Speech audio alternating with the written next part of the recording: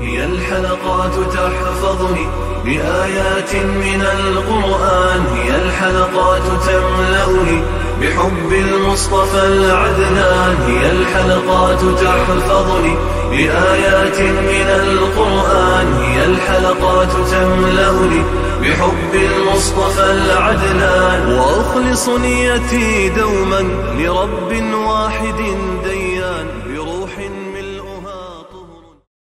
Sure Ahzab tefsiri 35. ayetten başlayıp okuyayım inşallah. Bismillah, elhamdülillah, ve salatu ve selam ala Resulillah. Esselamu aleyküm ve rahmetullahi ve berekatuhu. Tövbendi dehtanlığa İbn Kesir rahimullah'ın Kur'an-ı Kerim tefsiri Uygurca tercümesi Ahzab suresi 35. ayetten başlayıp okuyayım inşallah. Euzubillahimineşşeytanirracim.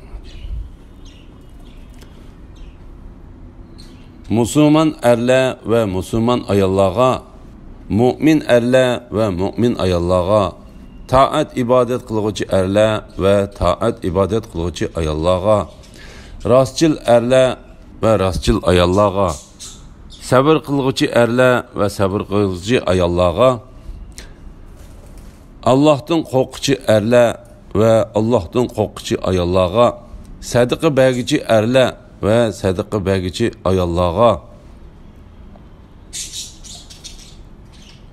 roz tutkucu erle ve roz tutkucu ayallığa, nefsillerini haramdan saklığıcı erle ve nefsillerini haramdan saklığıcı ayallığa, Allah'ını köp zikir kılgıcı erle ve Allah'ını köp zikir kılgıcı ayallığa, Allah mağfiret ve kattı savab tayarladı.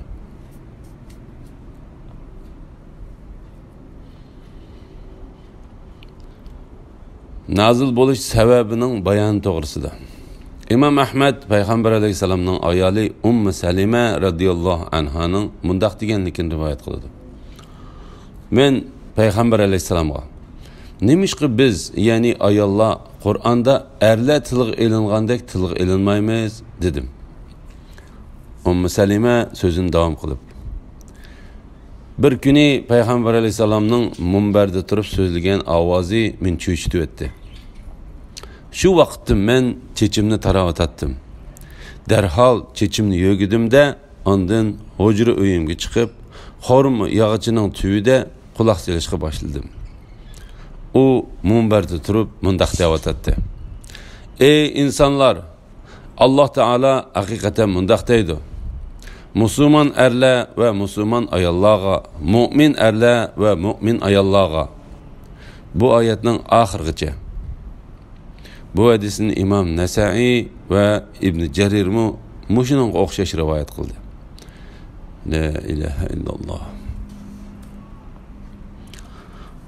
Müslüman erle ve Müslüman ayallığa, mümin erle ve mümin ayallığa. Bu ayet imanның İslam'dan ayrım nersi ikenligiga delildir. İman İslam'dan xastır. Bu vaqtda Allah Teala mundaq deydi, mundaq degan. A'rabilar iman etdik deydi. Ularga aytqanki, texi iman etmedinglar, va lekin sizlar İslamga kirdik denglar. İman texi dillarga kirmadi.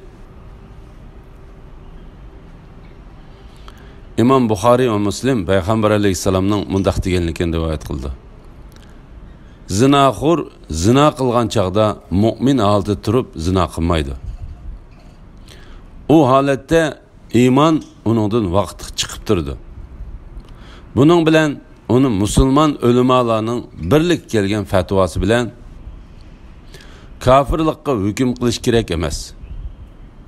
Biz Sahih Buxoriyning sharhisining beshida bayon qilganimizdek, bu ayet ve hadis imanның İslam'dan xas ekanligiga dalildir. Subhanallah. Taat ibadet qilguvchi erlar ve taat ibadet qilguvchi ayollarga. Bu jimjitlik ichida taat ibadet qilish demektir. Allah Teala bu vaqtda mundaq degan. Allah şirik keltirgan odam yaxshimi yoki oxirat azobidan qo'rqib, Robbining rahmatini umid qilib kechining soatlarini sajda qilgan va qiyomda turgan holda ibodat qilib o'tkazgan odam yaxshimi? Osmonlardagi va zimindagi hamma Allohningdir. Hamma Allohga bo'ysunuvchidir. Ey Maryam, Rabbingga itoat qil, sajda qil va ruku qilg'uvchilar bilan birga ruku qil. Allohning huzurida, ya'ni namozda itoatmanlik bilan turinglar. İslamdan keyingi o'rlaydigan daraja iymondir. Ondan toat ibodat u ikkisidan paydo bo'ladi. Rostchil erlar va rostchil ayollarga bu so'zlarda rostchil bo'lish demakdir. Rost so'z haqiqatan maqtashga loyiq xislatdir. Shunga sahabalarning ba'zisi jahiliyat davridimi, islom davridimi bir eg'iz yolg'on so'z qilmagan. Rastçılık imanның belgisidir. Şundaqla yalğançılık nifaqның belgisidir. Kim rast sözlese nicatlıkka erişidir.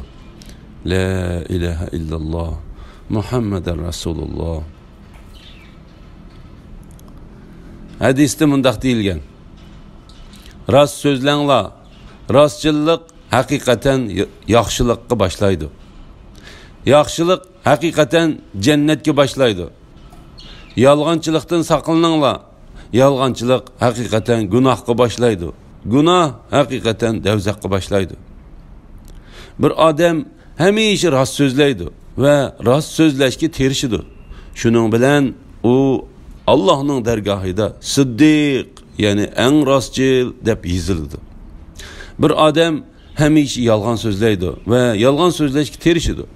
Şunun bilen o Allah Teala'nın dergahida Kezzab, yani en yalğancı dep yazıldı. Bu vaqtda rivayet kılınan hadisler intayin köptür. Sabır kılgıcı erler ve sabır kılgıcı ayollarga. Mana bu batır adamlarının ahlakıdır. O ahlak musibetlerge sabır kılış, takdir kılıngan iş çokum boludu dep biliş, takdirge sabırcanlık ve çidamcanlık bilen berdaşlık berişten ibarettir. Birinci qitim musibetge yoluqqanda onunğa sabır kılış hakikaten ters boludu. Andın onundan kiyinki musibetge sabır kılış aldınqısı qarğanda asan toxtaydı. Bu ahlakның takamullaşqanlığı ve müstahkemleşkenliginden derek beridir. Allah'tan korkucu erler ve Allah'tan korkucu ayollar. Bu ayetteki korkuştan cimcitlik, hatırcemlik, temkinlik, eğirbesilik ve kemterlik qatarlıq göz tutuldu. Allah Teala'dan ve onun küstüp turduğanlıqdan korkuş insanı bu xisletlerge egi kılıdı. Bu vaqtda hadiste mundaq deyilgen. Allah Teala'ga goya ki sen onu körüp turgandek ibadet kıygın. Sen onu körmüsenmi, o seni hakikaten körüp turdu. La havle ve la kuvvete illa billah. Sadiqı bəgici erler ve sadiqı bəgici ayollarga. Sadiqı beriş degenlik qol ilkidi yok, kesip kılanmaydıgan aciz, muhtaç kişilerge yaxşılık kılıştan ibarettir. Ula Allah Teala'ga ibadet kılış, onun məxluqatıga yaxşılık kılış yüzüden artıq mal mülkidin muhtaçlığa sadiq verdi. İmam Bukhari ve Müslim Peygamber Aleyhisselam'ın mundaq degenlikini rivayet kılıdı. Allah Teala'nın sayesinden başka sahi yok günde Allah Teala 7 türlü kişilerge sahi berdi. Ula tılgı ilinip ötüldü. Bir adam sadiqı berdi. Onun məxfi bergenlikten hatta onun sol kolu, on kolu bergen nesini bilmeydi. Yeni bir hadiste mundaq aytilgan. Su xuddi o'tni o'chirgandek sadaqa xatolikni o'chirdi. Sadaqa berishga qiziqtiradigan hadislar yana intayin ko'pdir. ro'za tutquchi erlar va ro'za tutquchi ayollarga. Ibn Majah rivoyat qilgan bir hadisda mundaq deyilgan: ro'za badanning zakatidir. Ya'ni ro'za badanni tabiiy va shar'iy jihatda uning orlishib qolgan razil narsalardan tozalaydi. Badanni poklaydi va soplashtiradi. Said ibn Jubayr mundaq degan: kimki Ramazonning ro'zasini tutsa va har oyda 3 kun ro'za tutsa, u Alloh taolaning ro'za tutquchi erlar va ro'za tutquchi ayollarga degan oyatining ichiga kirdi. Xuddi payg'ambar alayhisalom: ey yoshlar jamiyasi, sizlardan kimiki o'ylanishga qodir bo'la olsanglar, o'ylansin. Sizlardan kimiki o'ylanishga qodir bo'la olsalar, o'ylansin. O'ylanish haqiqatan ko'zni namahramlardan yig'ishqa, avratni haromdan saqlashqa eng foydalidir. Kimiki o'ylanishga qodir bo'la olmasa, undaqda ro'za tutish lozim. Ro'za haqiqatan uni harom ishdan to'sadi. Degandek, ro'zasining shahvatni besishiga eng cho'ng yordam bo'lganlik uchun ro'za tutquchilardan keyin tövendagi kishilarni bayon qilish toza munosib keldi. Nafslarini haromdan saqlovchi erlar va nafslarini haromdan saqlovchi ayollarga, ya'ni bu oyat yo'lga qo'yilgan halol nikohdan sirtqi harom ishlardan va gunohlardan saqlanuvchilarni ko'rsatdi. Alloh taolo bu vaqtda mundaq degan: ular avratlarini haromdan saqlovchilardir. Faqat xotinlari va cho'rilari buningdan mustasno. O'zlarining xotinlari va cho'rilari bilan yaqinchilik qilganlar malomat qilinmaydi. Jinsiy talabini qondirishni buning sirtidan tilguchilar haddidan oshqichilardir.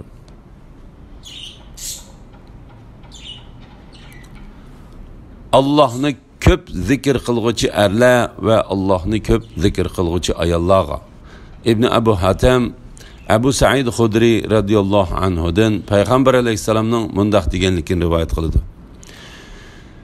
eri xotinini kechida uyg'otib, ondan u ikkisi 2 rakat namoz o'qisa, shu kechida ular Alloh taoloni ko'p zikr qilguvchi erlar va Allohni ko'p zikr qilguvchi ayollar qatoriga yozildi. Bu hadisni Abu Davud, Nasa'i va Ibn Majah qatorliqlar rivoyat qilgan. La ilaha illalloh Muhammad Rasululloh. Imom Ahmad Abu Hurayra radhiyallohu anhuning mundaq deganligini rivoyat qildi: payg'ambar alayhisalom Makkaning yo'lida ketib o'tdi.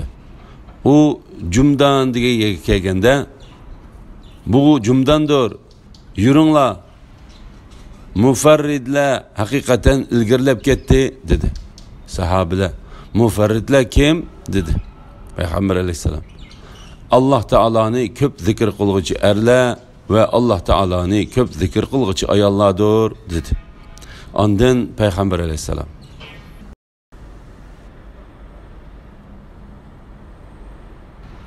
ey Alloh, beshini tushirgichilarga mag'firat qilgin dedi. Sahobalar: chechini qisqartganlarga dedi. Payg'ambar alayhisalom: ey Alloh, beshini tushirganlarga mag'firat qilgin dedi. Sahobalar: chechini qisqartganlarga dedi. Payg'ambar alayhisalom: chechini qisqartganlarga mag'firat qilgin dedi. Bu hadisni Imom Muslim rivoyat qilgan. Allah mag'firat va katta savob tayyorladi. Bu yuqoridagi mazkur kishilarning hammasidan berilgan xabardir. Ya'ni Alloh taolo o'zi tarafidan ularning gunohlari uchun mag'firat va savoblari uchun katta jannat tayyorladi.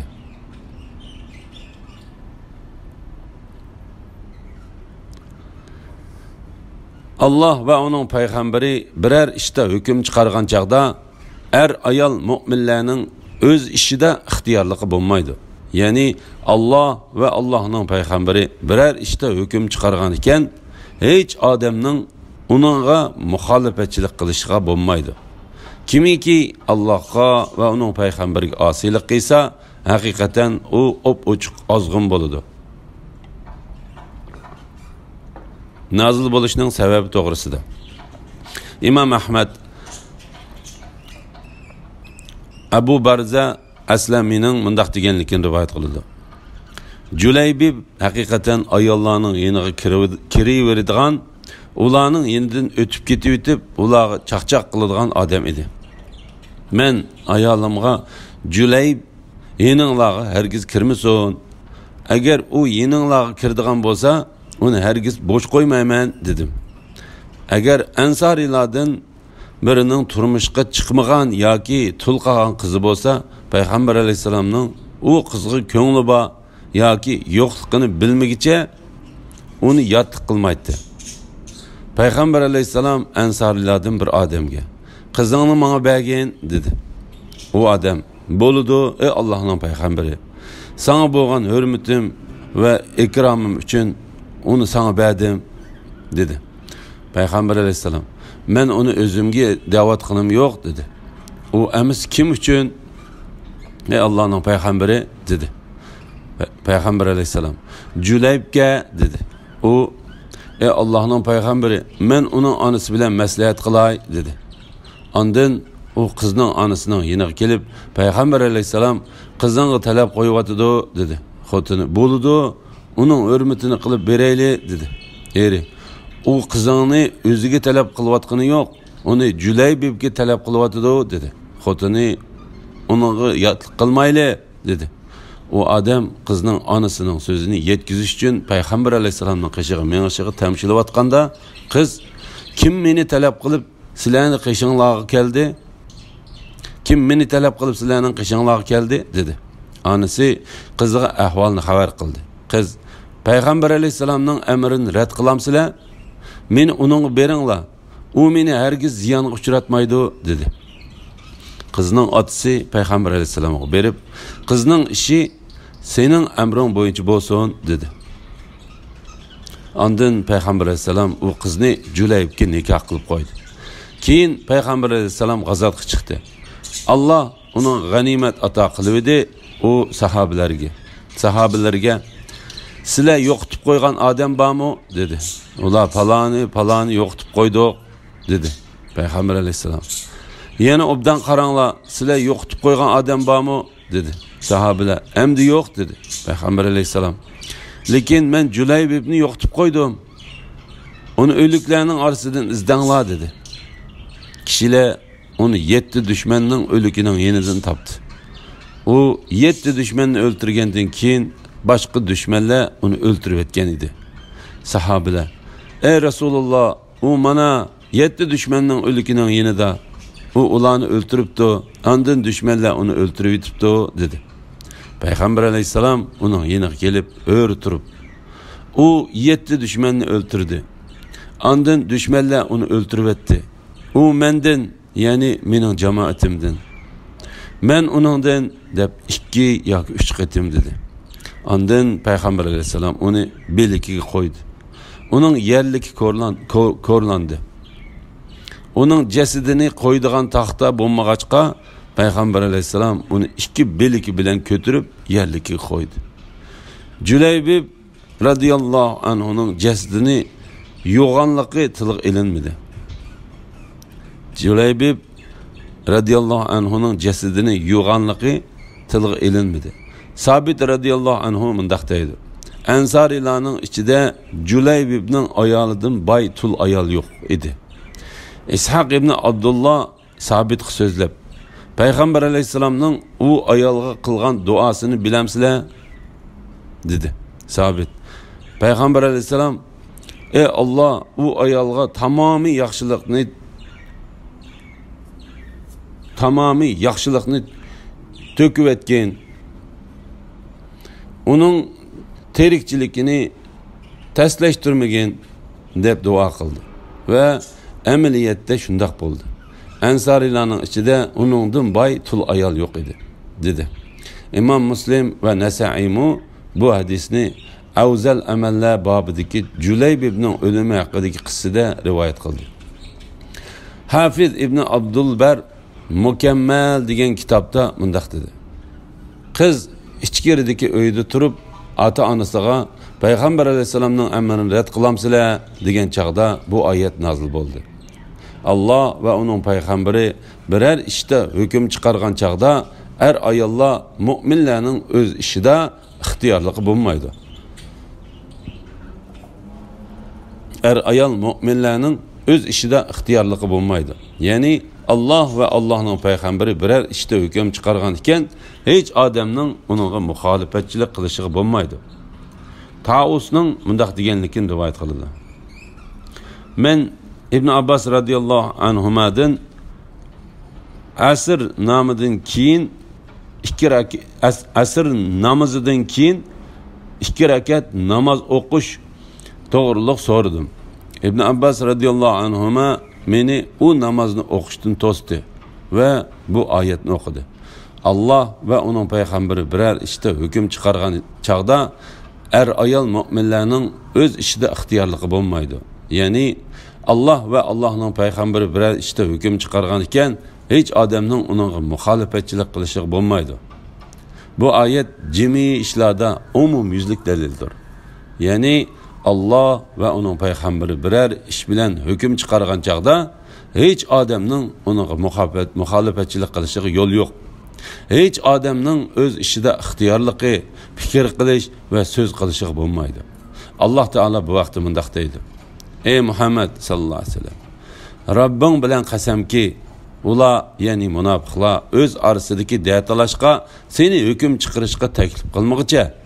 Ondan sening chiqargan hukmingga ularning dillaridagi qilchi g'um bo'lsimi yo'qolmoqcha va ular butunlay bo'ysunmoqcha iymon etgan bo'lmaydi.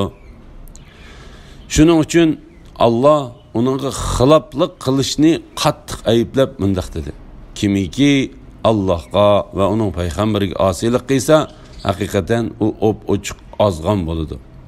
Bu vaqtda Alloh taolo mundaq deydi: Payg'ambarning amriga xiloflik qilguvchilar dunyoda cho'ng bir fitnaga yo'liqishdan ya oxiratda qattiq bir azobga duchor bo'lishdan qo'rqsin. Alhamdulillah. Yuqorida sura Ahzob tafsiridan 36-oyatgacha angladinglar. Axirini keyin qitimliq o'qishimiz davomlashtiramiz inshaalloh. Va sallallohu ala Muhammad va ala alihi va sahbihi va sallam. Assalomu alaykum va rahmatullohi va barakatuh.